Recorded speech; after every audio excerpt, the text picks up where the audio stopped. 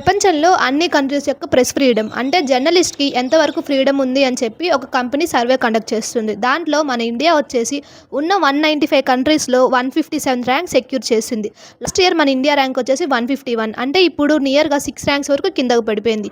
అసలు ఈ ర్యాంక్ ఎలా క్యాలిక్యులేట్ చేస్తారంటే 4 వేస్ లాగా క్యాలిక్యులేట్ చేస్తారు. ఫస్ట్ వచ్చేసి జర్నలిస్ట్ సేఫ్టీ అంటే జర్నలిస్ట్ అందరూ సేఫ్టీగా ఉన్నారా, ఎవరైనా కొడుతున్నారా లేకపోతే జైల్లో వేస్తున్నారా అని. వచ్చేసి ఎడిటోరియల్ ఫ్రీడమ్ అంటే టీవీ రిపోర్టర్స్ అందరూ వాళ్ళకి నచ్చినట్టు న్యూస్ రాయగలరా లేకపోతే ఎవరైనా భయపెట్టి రాపిస్తున్నారా అని చెప్పి క్యాలిక్యులేట్ చేస్తారు. థర్డ్ వచ్చేసి లీగల్ ఎన్వైరన్మెంట్ అంటే గవర్నమెంట్ రూల్ ప్రెస్ కి స్ట్రిక్ట్ గా ఉన్నాయా లేక ఈజీగా ఉన్నాయని కూడా చూసి క్యాలిక్యులేట్ చేస్తారు. వచ్చేసి ఇండిపెండెంట్ రిపోర్టింగ్ అంటే గవర్నమెంట్ కంట్రోల్ లేకుండా న్యూస్ చెప్పగలుగుతున్నారా లేదా అని చెప్పి. కంట్రీస్ అయిన పాకిస్తాన్ కి 153 అండ్ బంగ్లాదేశ్ కి 152 ర్యాంక్ సెక్యూర్ అయింది. ఇప్పుడు చాలా మంది డిబేట్ కూడా చేస్తున్నారు. ఒక సైడ్ వచ్చేసి అవును ప్రెస్ కి నిజంగా చాలా ఇబ్బందులు ఉన్నాయని చెప్పి, ఇండియాలో మొత్తం 140 క్రోర్స్ వరకు జనాలు ఉంటారు కాబట్టి వాళ్ళకి ఎస్టిమేషన్ చేయడం కుదరలేదని చెప్పి ఇంకొంతమంది అంటున్నారు. మీరేమనుకుంటున్నారో కామెంట్ సెక్షన్లో చెప్పి మీకు కనుక ఈ ఇన్ఫర్మేషన్ కనుక యూస్ఫుల్ అయితే మన ఛానల్ని ఫాలో చేయండి.